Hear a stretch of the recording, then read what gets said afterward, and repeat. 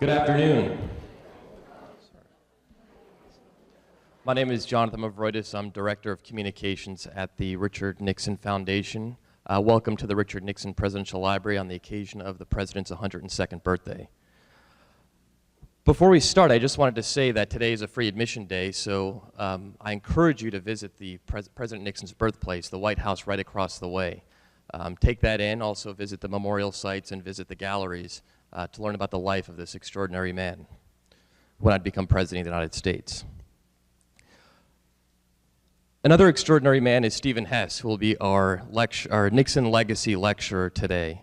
Mr. Hess began his career in the Eisenhower administration as a speechwriter, and he joined President Nixon for his 1962 California gubernatorial bid.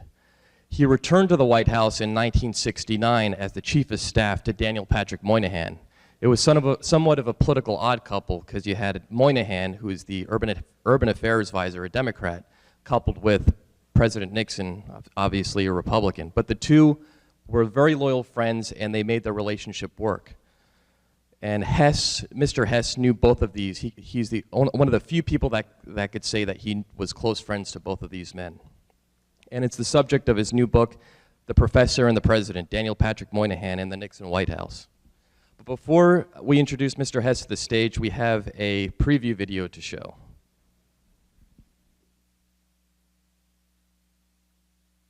Mr. Daniel Patrick Moynihan is assistant to the President for Urban Affairs.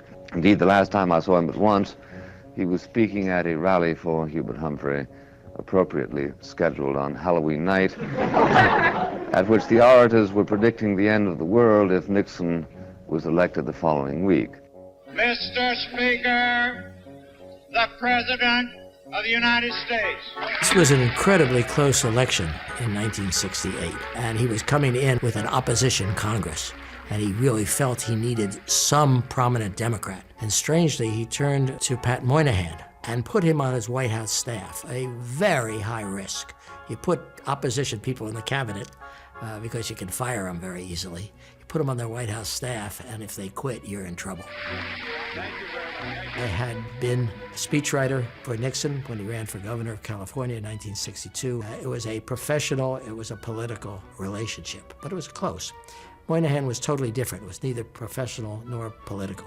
We were simply good friends. It was a very unusual White House to have a Richard Nixon staff that is all very uptight, and then throw into the mix this 6'5" super elf wandering around the basement of the West Wing. And it turned out, strangely enough, the real Nixon staff, if you will, loved him.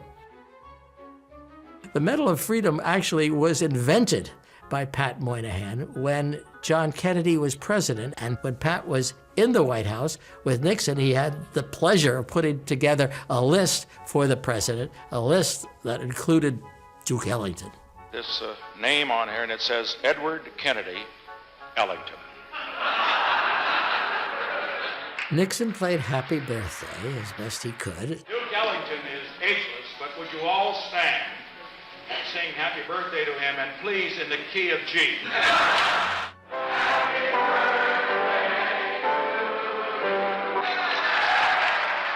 Moynihan, who got many things through the White House, which was surprising, I think was trying to build a sense of Nixon to be historic. The President of the United States tonight proposed something that no president has ever proposed, no nation, no industrial democracy, no nation of any kind has ever had. This was a big surprise.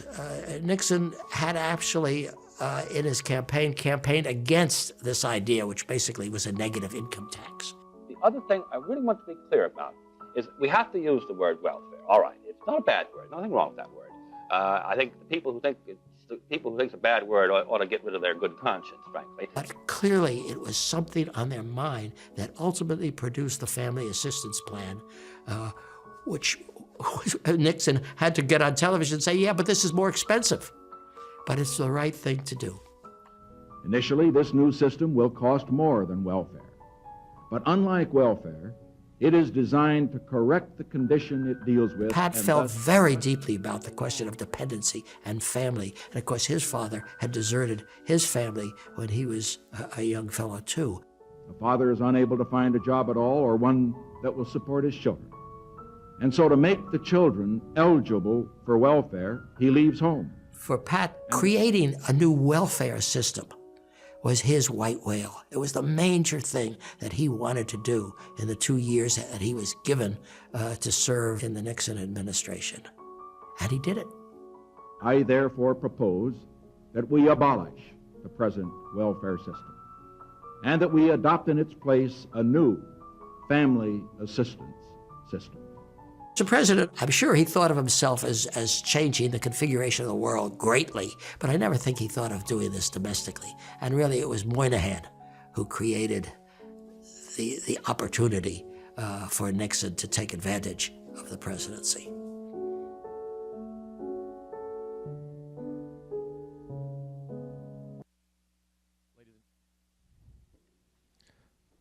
Ladies and gentlemen, a friend of the Nixon Foundation, President Nixon, Stephen Hess.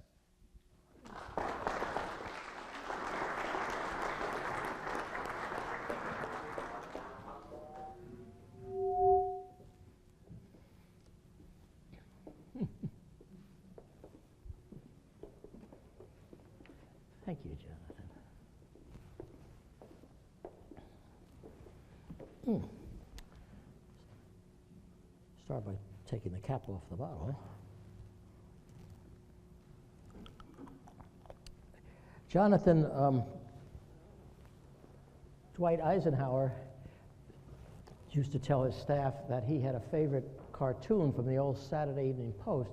Had a man standing on a platform like you did, and he's saying, "The next speaker needs all the introduction he can get." So I thank you for your introduction. I love that little 4-minute film that we just did. It was produced by George Burroughs at Brookings, and I loved having the president play Happy Birthday to Duke Ellington.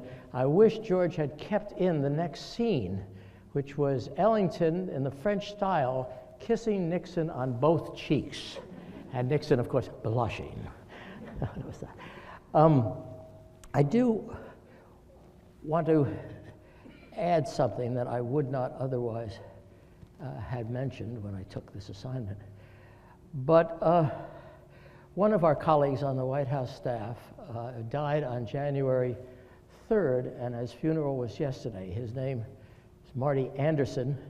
When you read my book, you'll see he's a very prominent player in this particular story. He's most famous for what he did when he came back on the Ronald Reagan administration, but he did one thing very important, and it happened to be something that in the earlier ceremony Admiral Lorge talked extensively about, and that was Richard Nixon creating what became the Volunteer Army. That was actually a proposal that was developed by Marty Anderson. I had one little story. Marty Anderson and I were on the same plane, flying from Los Angeles to San Francisco in 1970. And the movie that they showed us was called The Greatest Game in Town. I'm sure nobody remembers it. Elizabeth Taylor was in it, Warren Beatty was in it. The town, of course, was Las Vegas, and it was about gambling. And it inspired Marty to tell me this story. When he was getting his PhD at MIT, would have been in the early 60s, and he had access to the great computer at MIT, and he thought that maybe he would handicap the races at Suffolk Downs, which was the closest thoroughbred track to Boston. And then he went on and told me everything that he put in the computer, and this went on and on. All of the jockeys, their records, all of the horses, their records, all of the trainers, their record, all of the conditions of the track, all of the weight of the horses, and on he went, telling me as a scholar all of the data he had put into the machine. And then he said, I got so good that I could break even. So I remember Marty Anderson today. Let me I think the easiest way to get into the story that I want to tell you, the professor and the president, is to read to you